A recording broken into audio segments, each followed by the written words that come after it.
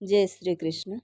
आज की इस वीडियो में आप सभी जानेंगे कि आंवला नवमी पर दीपदान हमें कब, कहाँ और कैसे करना चाहिए। साथ ही जानेंगे पूजन सामग्री, पूजन विधि और सबसे महत्वपूर्ण चीज़ ये जानेंगे कि अगर आपके घर में पास पड़ोस में किसी आंवले का वृक्ष नहीं है तो हम आंवला नवमी में पूजन कैसे करें और जानेंगे आंवला दीपदान की विधि। तो आइए जानते हैं। कार्तिक मास के शुक्ल पक्ष की नवमी तिथि को आंवला नवमी का पर्व श्रद्धा और आस्था के साथ मनाया जाता है। यह तिथि द्वापर युग के प्रारंभ की प्रतीक मानी गई है, इसलिए इसे युगादि तिथि भी कहा गया है। इस दिन आंवले के वृक्ष की पूजा कर भगवान विष्णु और माता लक्ष्मी का आशीर्वाद प्राप्त किया जाता है। पौराणिक मान्यताओं के अनुसार आंवला वृक्ष में स्वयं श्री हरि विष्णु का वास होता है, इसलिए इसे देव वृक्ष भी कहा गया है। इस दिन व्रत पूजन करने से अक्षय पुण्य की प्राप्ति होती है और वैवाहिक जीवन की बाधाएं दूर होती हैं। हिंदू धर्म में कार्तिक मास का विशेष महत्व बताया गया है। शास्त्रों के अनुसार इस मास में देवताओं का वास पृथ्वी पर माना जाता है। आंवला नवमी के दिन आंवले के वृक्ष के नीचे भगवान विष्णु की पूजा करने से दीर्घायु, सौभाग्य और सुख समृद्धि की प्राप्त होती है। पौराणिक कथा के अनुसार एक समय माता लक्ष्मी ने भगवान विष्णु से पूछा था कि पृथ्वी पर कौन सा वृक्ष सर्वाधिक पवित्र है।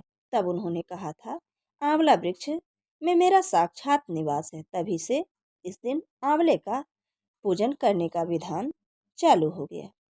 जैसा कि इसके नाम से ही पता चलता है कि आंवला नवमी, तो इस दिन आंवले का सेवन विशेष रूप से लाभकारी बताया गया है, क्योंकि इसे अमृत फल कहा गया है। आंवला नवमी केवल पूजा का दिन नहीं है, बल्कि यह प्रकृति के प्रति आभार व्यक्त करने का पर्व है। आंवला वृक्ष जो औषधीय गुणों से भरपूर होता है, हमारे जीवन में स्वास्थ्य, समृद्धि और शांति का प्रतीक है। इस दिन श्रद्धा के साथ पूजा करने से जीवन में सकारात्मक ऊर्जा का संचार होता है और भगवान विष्णु की कृपा प्राप्त होती है। आंवले के वृक्ष की पूजा करने से अक्षय पुण्य यानी कि कभी न खत्म होने वाला फल प्राप्त होता है। ऐसा भी माना जाता है कि आंवले के वृक्ष के नीचे बैठकर भोजन करने से और आंवले का सेवन करने से भगवान विष्णु के साथ माता लक्ष्मी की भी कृपा प्राप्त होती है। इस दिन को इच्छा नवमी, आरोग्य नवमी, धात्री नवमी, कुष्मांडा नवमी जैसे आदि नामों से जाना जाता है। अब आइए जानते हैं कि आंवले के वृक्ष की पूजन में कौन कौन सी सामग्री लगती है। तो आंवला भगवान विष्णु और माता लक्ष्मी जी की मूर्ति या फोटो, कलश, नारियल, आम के पत्ते, दीपक, घी बाती, रोली, हल्दी, चंदन, अक्षत, फूल, फल और माला। अब आइए जानते हैं पूजन विधि। तो सबसे पहले आंवले के वृक्ष के नीचे साफ सफाई करें। स्नान के पश्चात पूर्वाभिमुख होकर आंवले के वृक्ष में जल चढ़ाएं, दूध चढ़ाएं, गंगा जल का छिड़काव करें। इसके बाद हल्दी, चंदन, अक्षत, कुमकुम, रोली, फल फूल, मिष्ठान, श्रृंगार आदि की सामग्री मंत्रोच्चारण के साथ समर्पित करें। इसके बाद आंवले के वृक्ष को कच्चे सूत या फिर मौली से कम 7 या फिर 108 प्रदक्षिणा भी करें।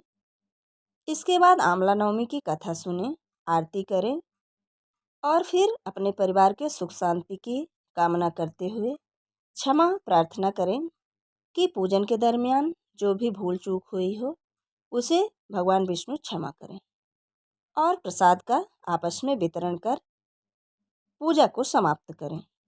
अब आइए जानते हैं, अगर आपके घर में आंवले का वृक्ष नहीं है तो क्या करें।